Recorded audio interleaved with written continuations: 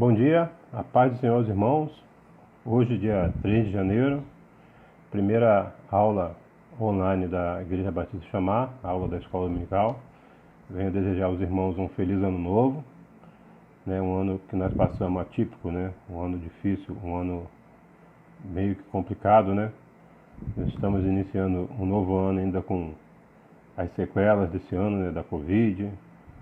Muitos irmãos perderam parentes, perderam amigos, e a doença continua aí se alastrando, né? Mas muitos irmãos também tiveram vitória, né? Passaram por ela, como eu aqui e minha esposa tivemos passagem por ela, mas Deus nos livrou.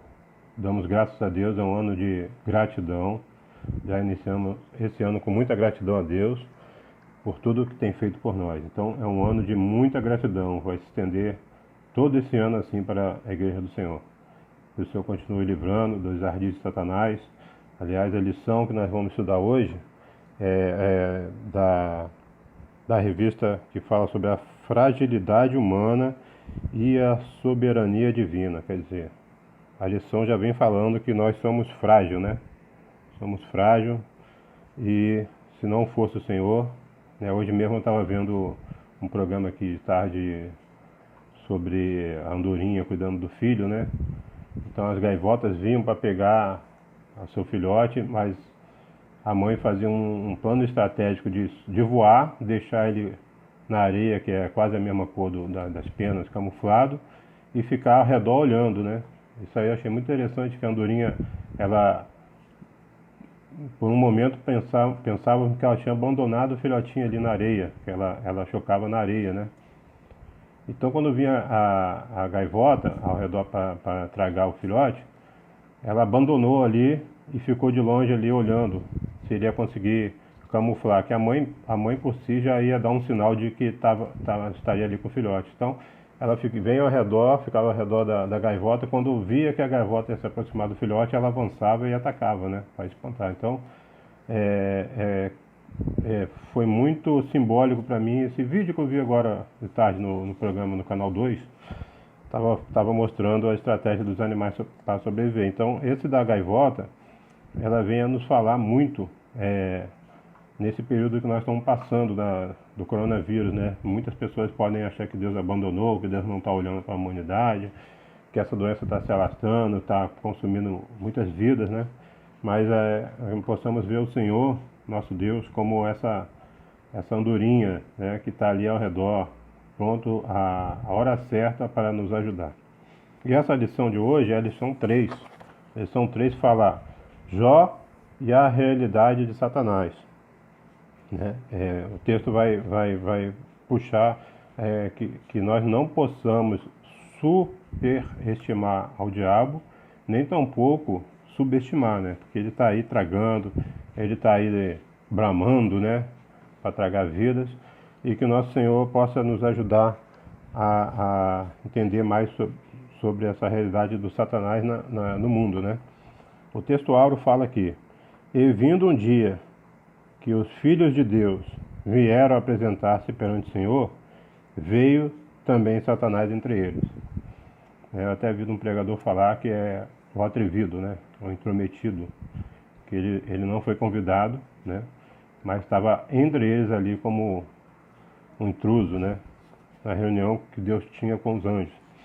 E a verdade prática fala: segundo as Escrituras, Satanás é um ser real, portador de personalidade, e só o venceremos com as armas espirituais.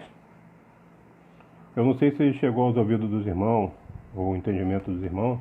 Um dia eu debatendo online com um seminarista, um professor de seminário, não era da nossa igreja aqui, não era do seminário que nós fizemos aqui, do Gás Conhecimento, não.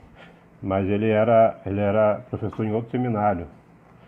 E ele escreveu vários livros, e uma das teses deles é dizer que a realidade do Satanás é uma coisa assim poética, é simbólica, né? É simbólica, não existe. Então, ele vinha com todas as suas ferramentas querendo dizer que a parte de Satanás, de inferno, isso tudo não é a realidade, né? É só suposições, texto que ele tira fora do contexto para provar que nem o Éden Adão e Eva, a criação do homem, é tudo poético, é tudo ilustração. Então, eu imagino centenas, pode ser centenas ou milhares de pessoas que frequentam um seminário como esse, como é que deve ficar, né, a realidade teológica dessas pessoas, né? É uma coisa preocupante, né? Século XXI, a gente ter alguns seminários, algumas teses como essa. E aí aquela lição a gente vai ver que é completamente diferente. A gente não deve superestimar a realidade dele. Temos que ficar atento. A Bíblia tem diversas partes que fala, eu vou ler aqui antes de começar a introdução, sobre o diabo. Em Apocalipse 12, 9 fala que ele é o diabo propriamente. Em Apocalipse 12, 3 fala que ele é o dragão. João 12, 31 fala que é o príncipe desse mundo. Efésios 12, 2, o príncipe das potestades do ar. Mateus 12, 24 fala que ele é o príncipe dos demônios. Em João 18, 14 fala que o próprio Jó fala 18, 14 fala que é o rei dos terrores. 2 Coríntios 4, 4 fala que é o Deus desse século. Mateus 13, 4 ao 19 fala que ele é como ave do céu. Ave do céu aqui quer dizer que é como aquelas aves que ficam tentando, quando a pessoa está plantando, né, estão fazendo a plantação, ela fica como ave tentando roubar as sementes, quer dizer, tentando o diabo como fosse quando você está evangelizando, quando você está ganhando a alma, né, para o reino, quando você está ali fazendo o trabalho, ele fica ali ao redor, né, prestes ao quê? A pegar aquela semente e não deixar nem que brote. Então, é uma coisa assim, sinistra, né? Mateus 4,3 fala que ele é o tentador. Mateus 13, 39 fala que ele é o inimigo. E 1 Pedro 5,8 chama de o adversário. Apocalipse 19,11 como o anjo do abismo. E João 8,44, o pai da mentira e também homicida. Então, a Bíblia tem vários textos que vai nos relatar as personalidades do Satanás. A leitura bíblica em classe fala assim: e vindo um dia que os filhos de Deus vieram apresentar-se perante o Senhor, veio também Satanás entre eles. Então o Senhor disse a Satanás: de onde vens? E Satanás respondeu ao Senhor e disse: de rodear a terra e passear por ela. E disse o Senhor a Satanás: observaste tu meu servo Jó? Porque ninguém há na terra semelhante a ele, homem sincero, reto, temente a Deus e desviando-se do mal. Então respondeu Satanás ao Senhor e disse: porventura teme Jó a Deus debalde? Porventura não o cercaste tu de bens a ele e a sua casa e a tudo quanto tem? A obra de suas mãos abençoaste e o seu gado está aumentando na terra? Mas estende a tua mão e toca-lhe em tudo que quanto tem, e verás que não blasfemarás diante de ti na tua face. E disse o Senhor a Satanás: eis que tudo quanto tem está em tuas mãos, somente contra ele não estendas a tua mão. E Satanás saiu da presença do Senhor. Então Satanás respondeu ao Senhor e disse: pele por pele, e tudo quanto o homem tem dará pela sua vida. Estende, porém, a tua mão e toca-lhes os ossos e na sua carne, e verás se não blasfema contra a tua face.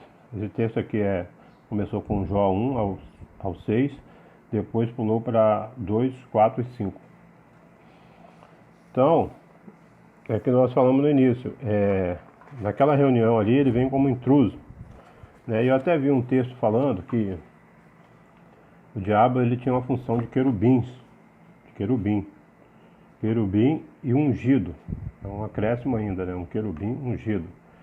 Então o livro de Ezequiel o livro de Isaías apresenta a realidade de Satanás antes da queda.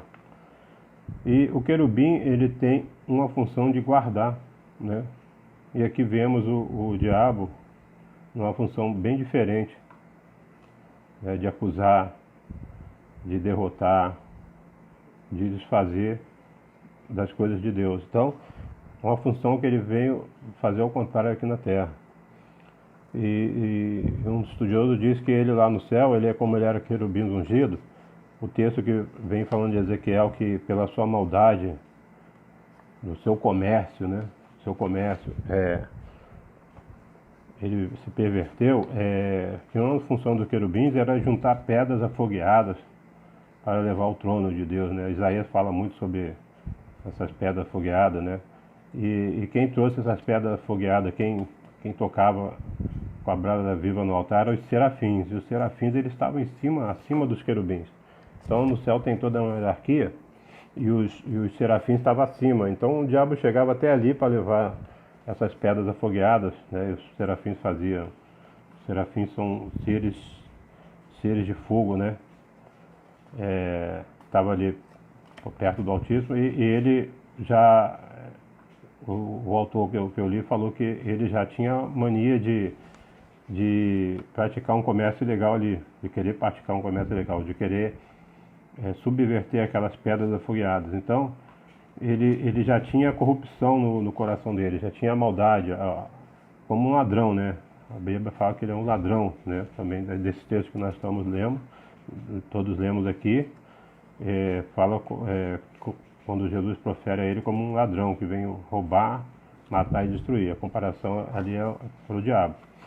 Então, ele não conseguia ver uma pessoa que adquiria bens, que adquiria um status, riqueza e honra, né? Que ali onde Jó morava, muitas pessoas honravam ele, né? Ele era daquelas pessoas honradas na cidade. E o diabo ele achou que, nessa reunião que teve com os anjos, quando Deus se pronunciou ao diabo, ele veio e falou: que vieste fazer aqui? Aí o diabo falou: vim de rodear a terra e passar por ela. Mas o nosso Deus, como ele é onipresente, né? Uma das funções de Deus, dos atributos de Deus é onipresente, ele já devia ver, né, que o diabo estava andando ali a vida de Jó. Assim como Pedro foi advertido por Jesus que o diabo está andando a sua vida. O diabo ele está andando. Então Deus ele já via que o diabo vem ali. Provavelmente ele tinha acabado de fazer essa função que ele faz, né? De acusar, de saquear, de acusar. Então, quando Deus falou, ele já foi direto ao assunto. Ele não teve rodeios ali. Ele vem e fala assim: por acaso observaste o meu servo Jó, em Jó 1:8?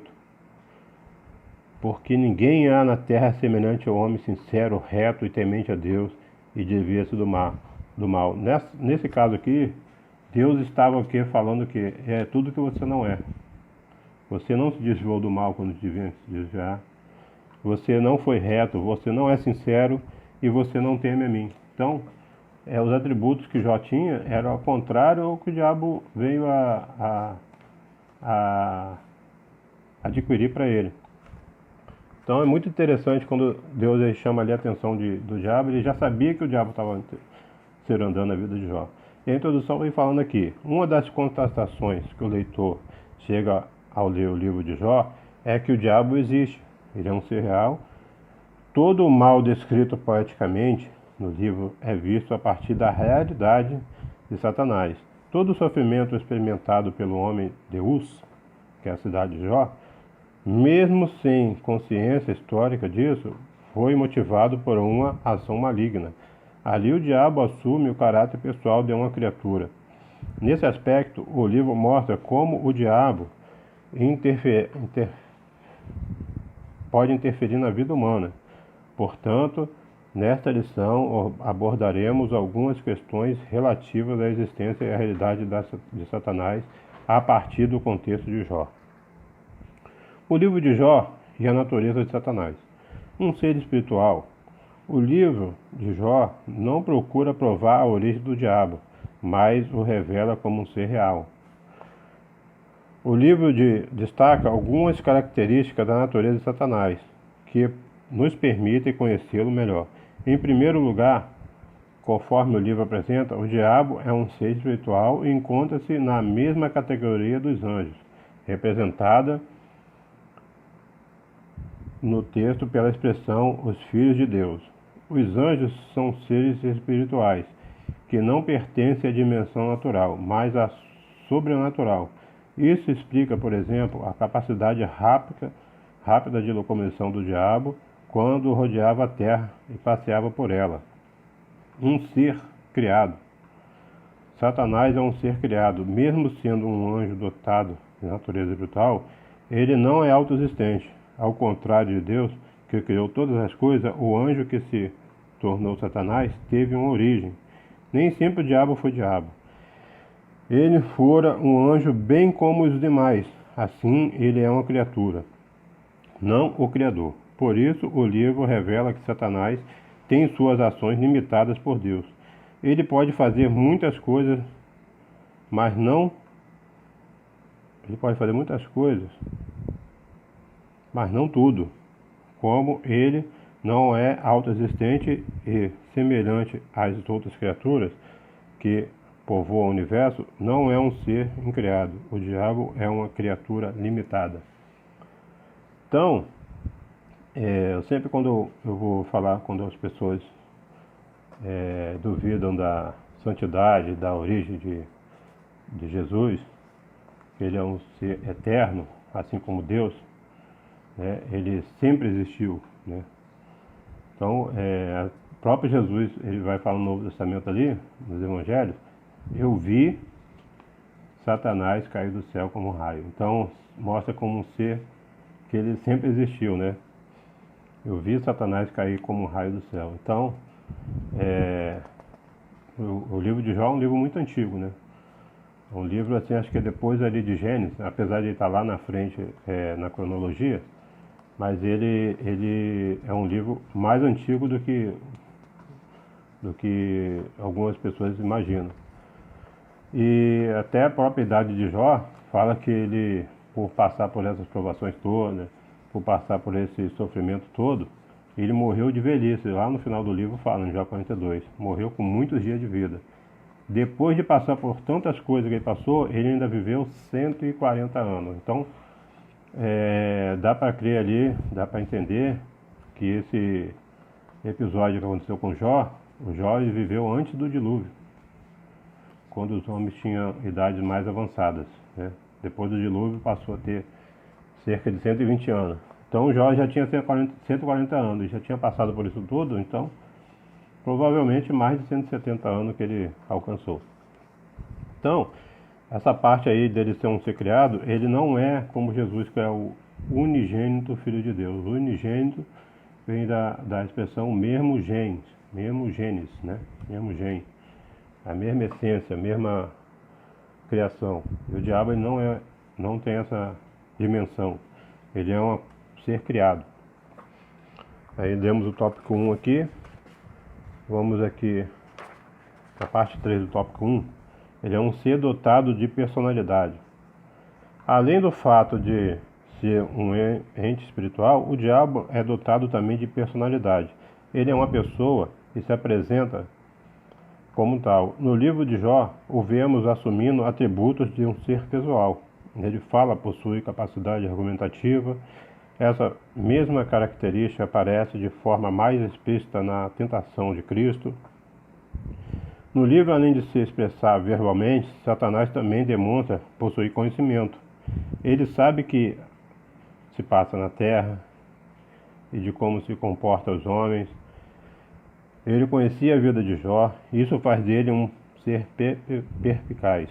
O apóstolo Paulo sabia que o diabo é um ser que possui perspicácia quando disse que não ignoreis os ardis, e que ele valia de métodos sofisticados para atingir as pessoas. Assim Satanás usou de seu conhecimento e perspicácia para atacar Jó.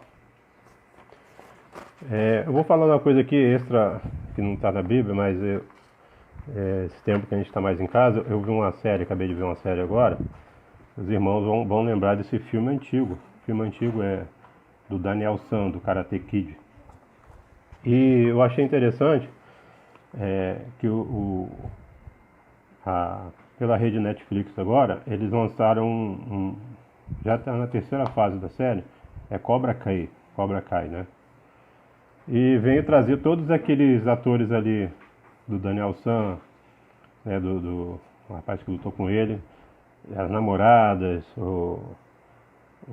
todos os personagens ali, a maioria dos personagens, veio depois de 30 anos depois eles lançaram essa série, né? E a gente que passou a infância toda vendo esse filme aí, a gente tá vendo novamente, e dá pra alinhar com essa lição aqui, naturalmente, como o ser humano ele pode adquirir características vindas de Satanás, que ele veio a subverter, ele veio a tirar a paz do mundo, e ele vem usar as pessoas para o quê? Para a guerra, para fazer todas as coisas ruins que a gente vê na Terra hoje em dia. Então, essa série vem mostrando como eu fiz há um tempo atrás, eu com meu filho, eu fiz 4 aulas só de karatê. E nessas aulas de karatê que eu fiz, eu não tive a disciplina de continuar, de chegar na hora. Então eu ia fazer um ano e meio, mas eu consegui fazer só 4 aulas na época. E nessas aulas que eu tive ali, que eu comecei, o professor falava muito de golpes fatais, que assim, ele gostava de mostrar ali como que era o karatê. Então eu falava assim, mas esses golpes mortais, como é que a pessoa treina, né? Centenas de pessoas treinam o karatê, milhares de pessoas treinam o karatê. E como é que pode? A pessoa pode ter uma maldade de querer aplicar um golpe desse aí, né? Aí ele falou, não, mas quem faz o karatê tem essência, vai ter a dignidade, vai ter, não vai usar esses golpes, que até pode ser indiciado criminalmente por isso, né? Mas era tantos golpes que ele falava que eram mortais, né? Ali no pescoço, na goela da pessoa, na boca do estômago, e tinha vários pontos que o inimigo da pessoa, né, quando estava lutando, poderia perder a vida, né? Um golpe simples com a ponta do dedo. Aí eu ficava pensando, falei com ele, mas tantos golpes assim e tal. Aí ele falou, não, mas tem os dojos, né? Tem os dojos que os professores, os senseis, né? Eles podem entrar nessa linha mesmo, da maldade. Eu falei, poxa, que chato, né? E ele sabe que existe isso. Então, nesse filme, aquele professor que era mal no filme, ele continuou sendo, já está velho, depois de 30 anos, velho ele, e mostra que ele treina os alunos para fazer o mal. Ele treina, ele dá todos os ensinamentos, né? Tudo que ali o karatê originário ensina, de você ter para defesa, ele vai ensinando para você para praticar maldade, chegar nos lugares lá. Os irmãos vão ver que quem acompanhar esse seriado aí vai ver que eles chegam para destruir as coisas, para arrumar briga, para destruir. Então a gente pode ver que o inimigo ele entra assim no mundo para fazer essas coisas mesmo. Ele chega para poder tirar a paz, né? Botar nação contra nação, pai contra filho, filho contra pai, né? De destruir, né? A gente vê essas doenças, né? Aqui a gente vê aqui no tema da revista é a fragilidade humana. O diabo ele sabe que o humano é frágil, né? Então, como eu dei aquela ilustração da andorinha no início, mas a gente tem um Deus que ele nunca largou a gente, ele está sempre ali ao nosso redor, né? O diabo pode estar.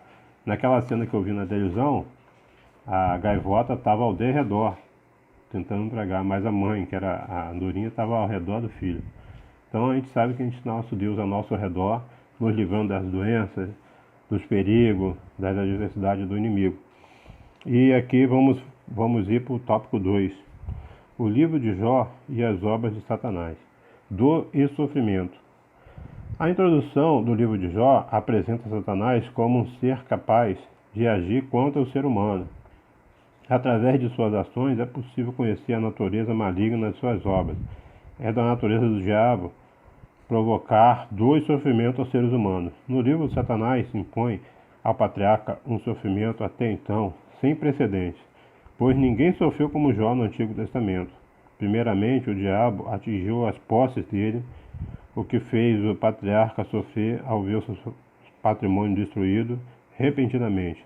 Da mesma forma, houve grande sofrimento em Jó quando ele viu a tragédia se abater sobre sua casa, pois a sua família foi devastada. Entretanto, o sofrimento do homem de Uz não o cessou com a perda da família. O diabo o infligiu com a doença que o fez padecer dor e isolar-se de todos.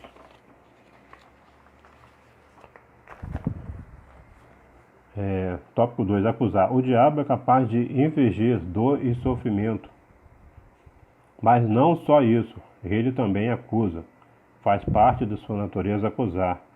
Foi o que ele fez com Jó. O diabo o acusou de praticar uma religiosidade motivada por interesse. Assim como fez posteriormente com o apóstolo Pedro, querendo ser andá-lo. O diabo quis fazer com Jó O livro do Apocalipse mostra a acusação como a missão do diabo. Tentar. Por outro lado, devemos destacar a atuação de Satanás na tentação para o mal.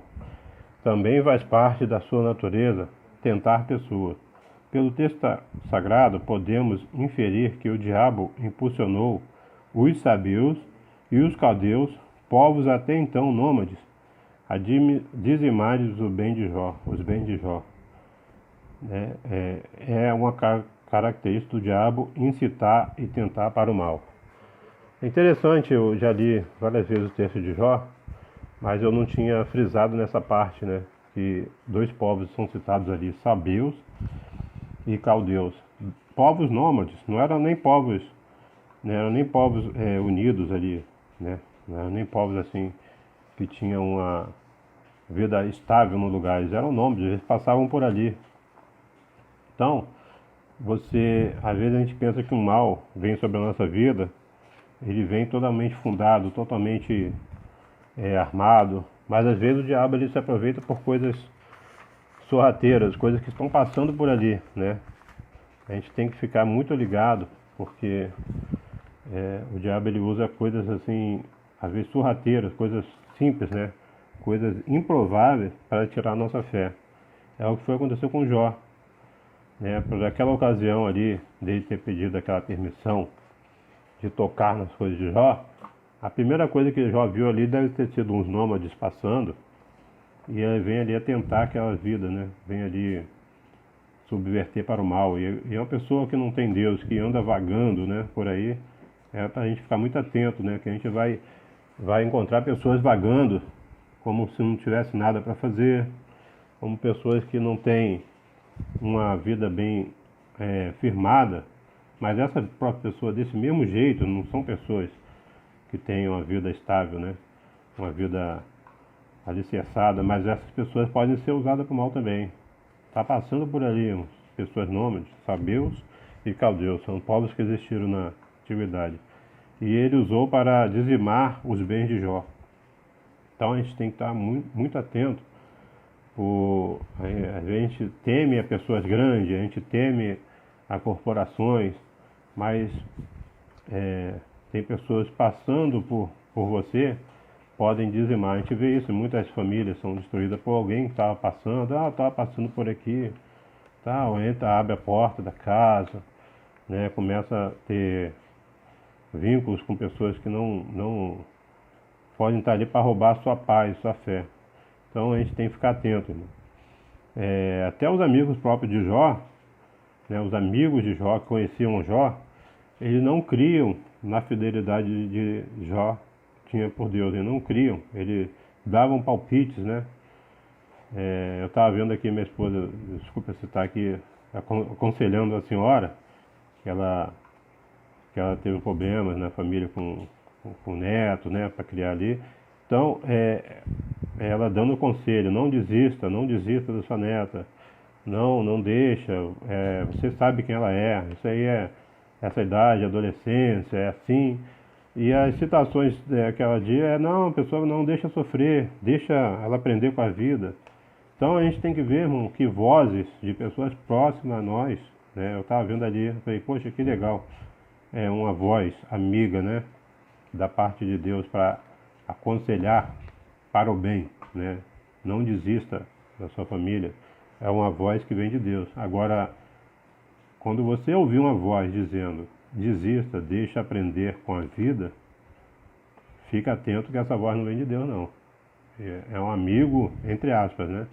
Que fala que o seu filho tem que aprender com a vida, tem que apanhar para aprender. Né? Esse próprio seriado que eu estou vendo também aqui está mostrando muito isso. Que você desistir de uma pessoa pelo simples a julgar, né? Julgar a pessoa sem querer saber os antecedentes, sem querer saber o que está passando com ela, o que ela passou na vida para fazer tal ato.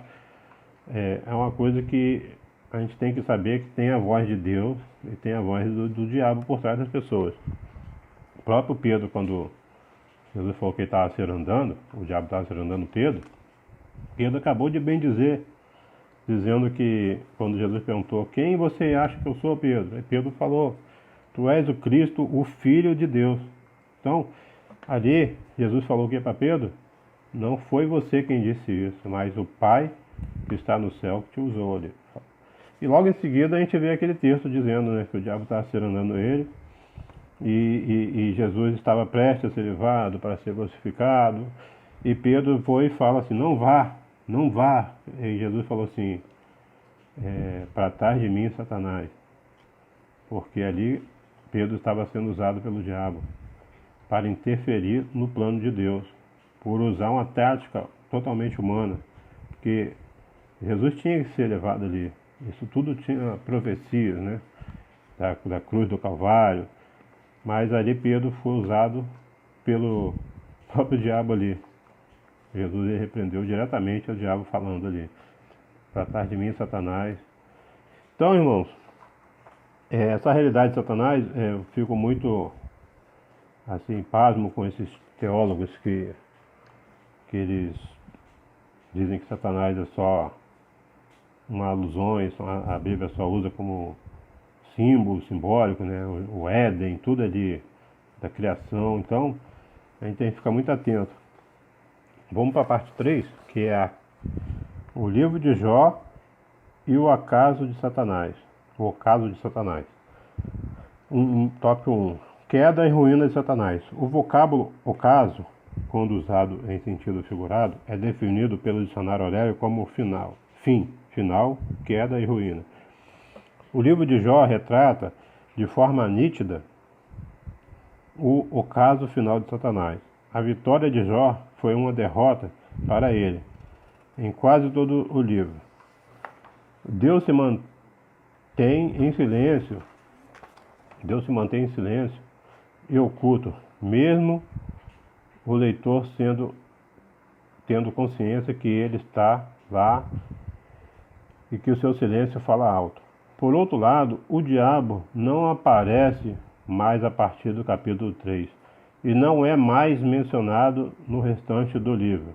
Não é, pois, o propósito do livro não é pô-lo em evidência, nem tampouco superestimar o mal. O livro de Jó mostra que Satanás não conseguiu o seu intento, que era fazer com que Jó blasfemasse. Todo esse aparato aí do livro, tanto os conselhos dos amigos, até ali a esposa de Jó, vendo todo aquele sofrimento, insuportável, amaldiçoa o seu Deus e morre, era frases usadas por eles ali para acabar com o sofrimento, Mas Jó, está aqui, tópico 2, Jó e o testemunho de Deus. O livro tem um início dramático, mas um final apoteótico. Jó foi submetido a uma prova de fogo e, mesmo sendo chamuscado pelas chamas do sofrimento, saiu vivo e vitorioso. Deus nunca o abandonou, a graça estava oculta, mas estava lá. No momento oportuno, ela se manifestou. Jó 38:1. Da mesma forma que a graça de Deus se manifestou trazendo salvação a todos os homens, ela também se manifestou trazendo alívio, paz e livramento a Jó. Deus, mesmo no momento certo, testemunhou que Jó era homem, que ele sempre disse que era, justo, reto e temente a Deus.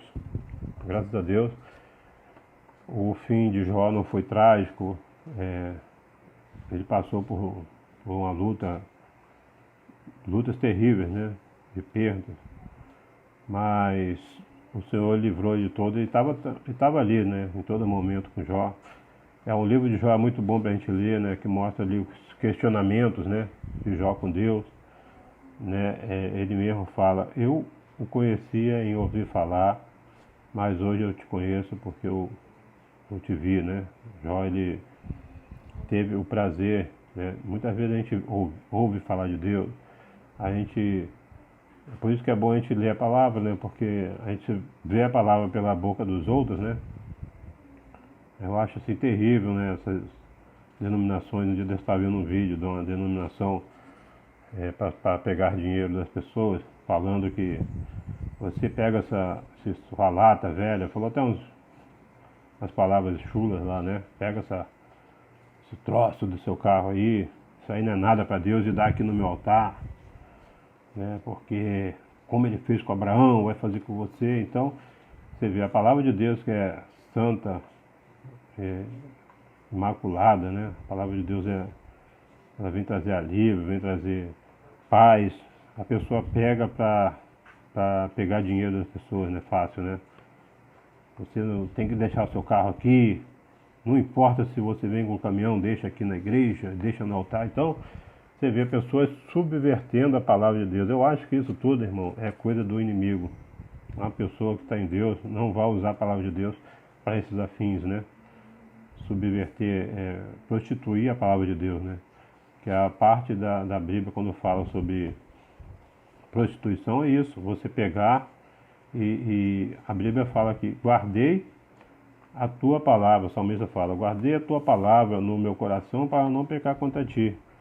E esse guardei aí, irmãos, é como se fosse, tem uma explicação falando que se guardar a palavra de Deus no coração para não pecar, é que teria tempos, irmãos, que a palavra de Deus ela ia ser destroçada, ela ia vir mal intencionada para as pessoas.